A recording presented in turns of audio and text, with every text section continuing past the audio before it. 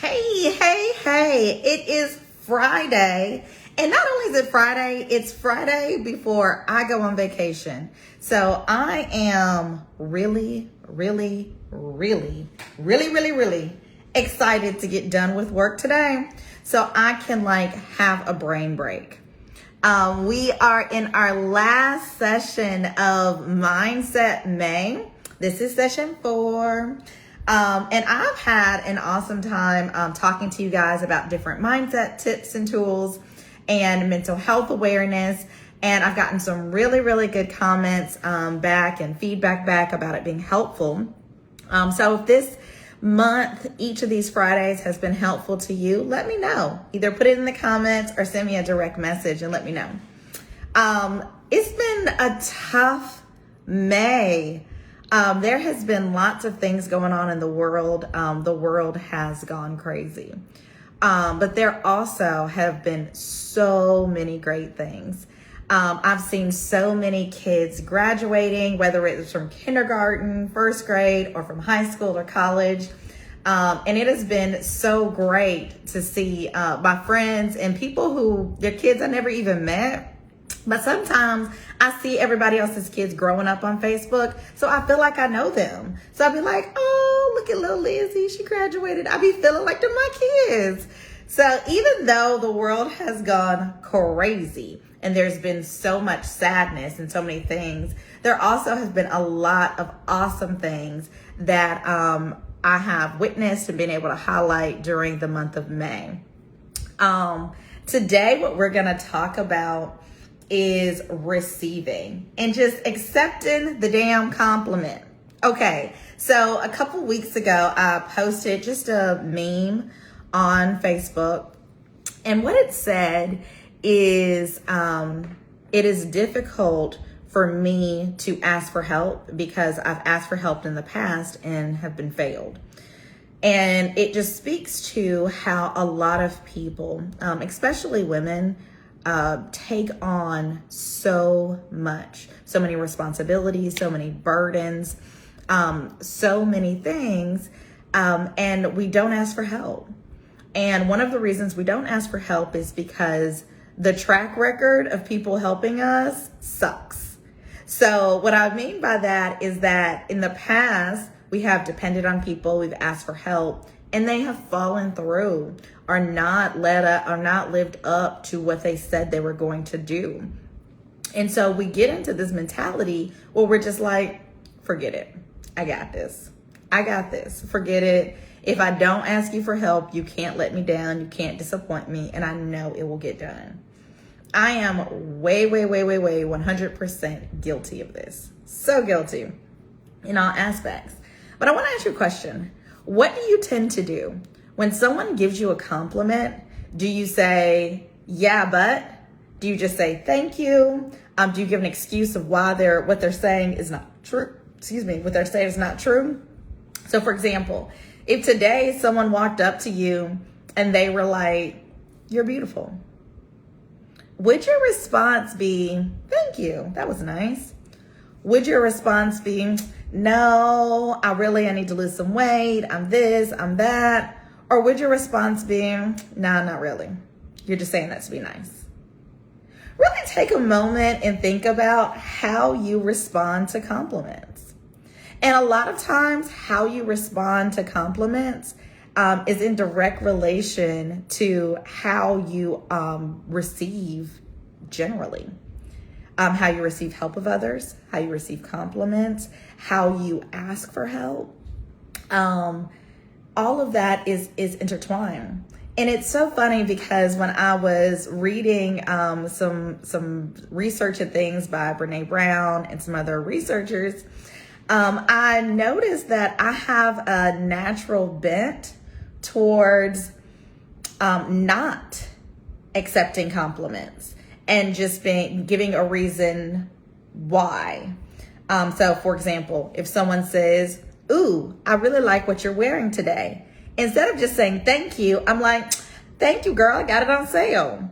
Like, they don't care that you got it on sale. Like, why do I feel the need to add more information instead of just accepting that what I'm wearing looks nice? And so that's the question of the day to you guys. As we're rolling into Labor Day weekend, you're seeing family, friends, going out, having barbecues, doing whatever you're doing. Or even if you're just staying in. I want to challenge each and every one of you, whether male, female, mom, dad, sister, brother, employee, doesn't matter who you are, that if someone gives you a compliment, for you just to receive it. That's it. Just receive it. When someone compliments you, say thank you. And see how you feel after a few days of doing that. Maybe you'll stand up a little taller and smile a little more and start being like, oh, wait, I'm feeling myself. And then on top of that is to seek an opportunity to give a genuine compliment. Notice I said genuine. Don't go around telling somebody they cute and you don't think they cute. Say it authentically to them. And you'll start noticing that as you start looking around and actively seeking the good in people and your children and your coworkers and in this world, it becomes a lot easier to move forward after we've had some really awful events happen. It becomes a little bit easier to let your child go out in this world when you start looking around and seeing that while evil does exist, that there is also a lot of love. There are good people, and it can be a beautiful place. So that's my challenge to you guys this weekend. I do want to talk a little bit about this whole concept of being able to receive. There was a period in my life not so long ago where I was, kind of still am, super ultra independent.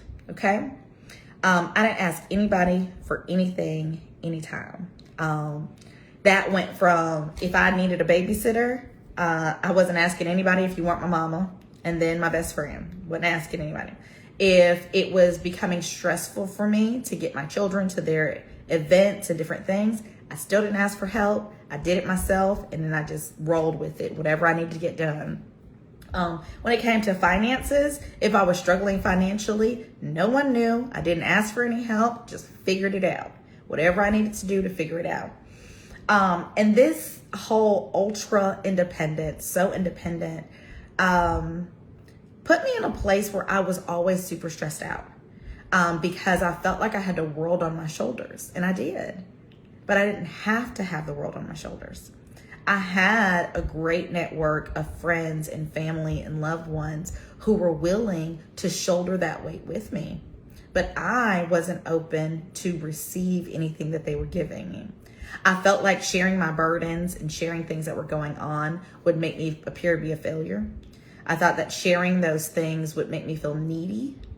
But most of all, the number one reason why I shouldered all of that stuff and didn't share with anyone else, because I was convinced that they would fail me, that they would disappoint me, that if I gave someone an opportunity to do something for me and I received the help that they offered, that I would just end up disappointed anyways.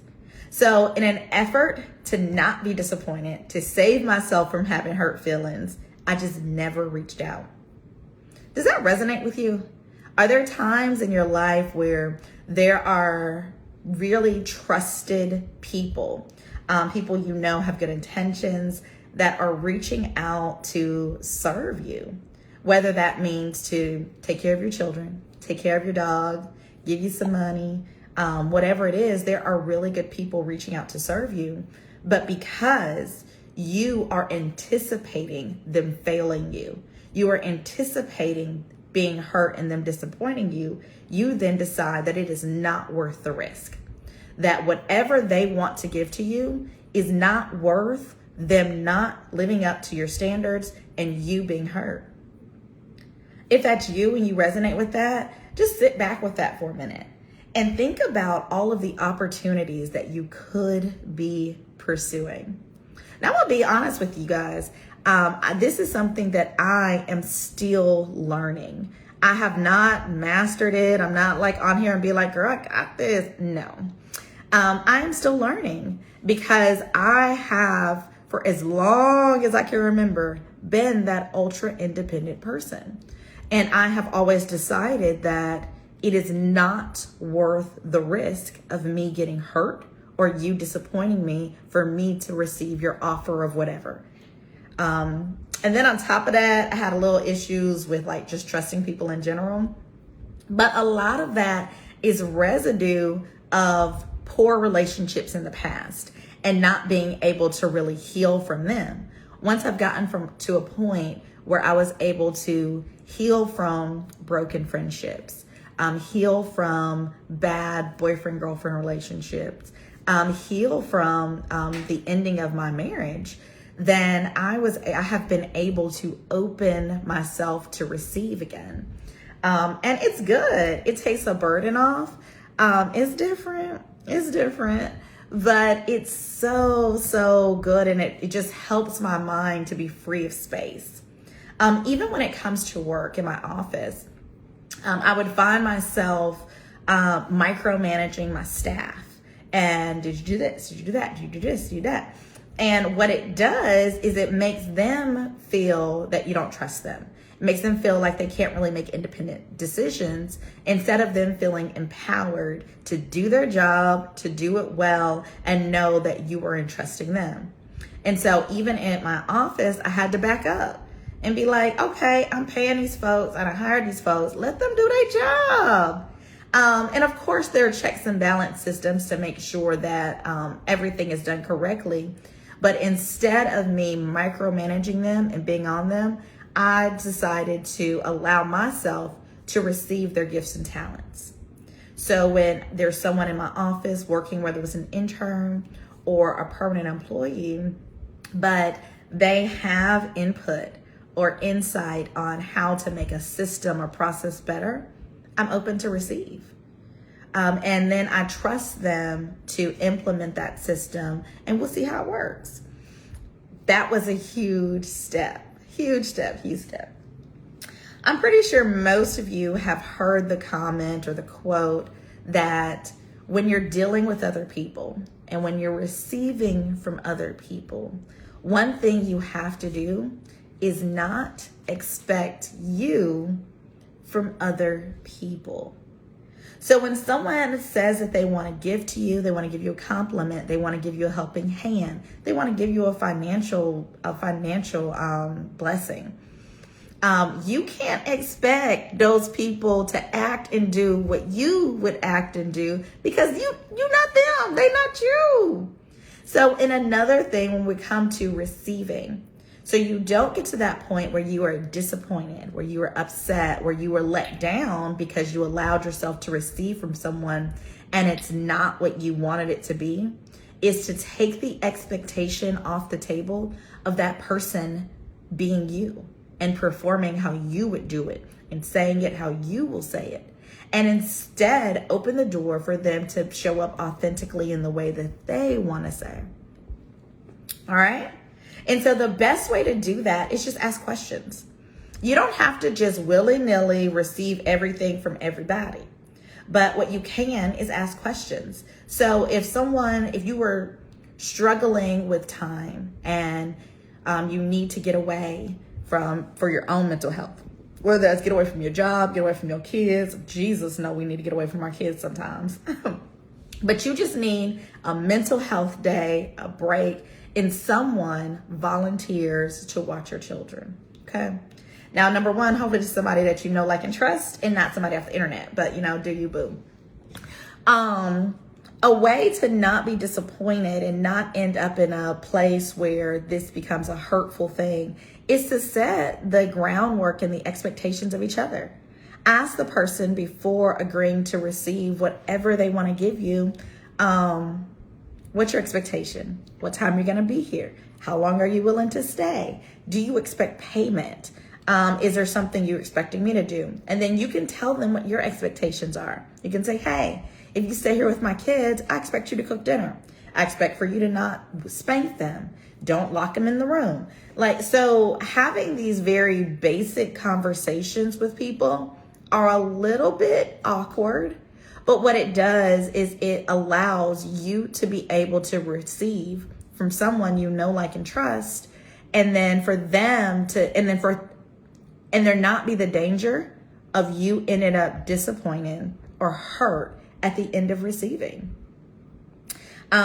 This is something that even recently I had to do with my mom. Y'all don't tell my mom I'm here talking about her. But we're going on a family trip, and it's a lot of us, y'all. A lot of us. But I wanted to receive what she's giving. She wants to spend time together. She wants to do things for the family. There are lots of talents that she has that she wants to give onto her family. And that is awesome. But what I needed to do is to make sure I talked to her about what her expectations were and what my expectations were, so that we both didn't end up in a place where we were disappointed, that we felt that one or the other of us was ungrateful, or one or the other of us didn't care. And so that was a really awkward conversation, but it's a necessary conversation. So when people are receiving or trying to give to you and you're trying to receive, I'm not talking about just a compliment. I'm talking about actually giving and being there for you. Then have conversations about what those expectations are. I promise you, I will put my money where my mouth is, that the transaction of both you learning how to receive and people wanting to give to you will increase, because it will be clear what we doing here, and no one feels taken advantage of. Right? So I am so excited about this weekend. I'm sorry that the Mindset May is ending. I might continue something like this going into June. I don't know. We'll see. So if you missed any of them, they are on my page. Just go on under videos. You can see each one for every month. Send me a comment post a comment or send me a DM about if you got anything out of this, if you liked it, if you hated it, whatever. Just let me hear from you about what your thoughts are. I do want to let you know that if you are a woman and you enjoyed this, you enjoyed the Mindset May sessions, that we will be having a live retreat on June the 11th. You can click in the comments. I'll have the link for you to learn more information. But it is going to be an amazing time for us to get together as women and really process relational issues, for us to heal, laugh, eat some good food. Y'all, these retreats, I usually do them every 4 to 6 months. I limit the amount of people to only 10 to 15 people. And the reason why is because I want everyone to be able to let your hair down and release all the junk that's going on inside you. And to, once you've released that, to fill it back up with things that are positive, good, that you can take in your life going forward. We will be focusing on healing and releasing, and specifically in issues of relationships. So that could be your mama, your boyfriend, your husband, even children. But that's what we'll be talking about. That is May the 11th. Like I said, I will have the link in the comments if you want more information. And those tickets, they close next Friday. So make sure you get yours. Happy Memorial Day, because I will not be back on here until after Memorial Day. But y'all have a great holiday weekend. And don't forget this weekend to take a moment and genuinely look for an opportunity to give a compliment. And then if you receive if someone gives you a compliment, just receive it. Thank you. Like, with nothing else. No explanation. All right? I'll talk to you guys soon. Y'all have a great weekend.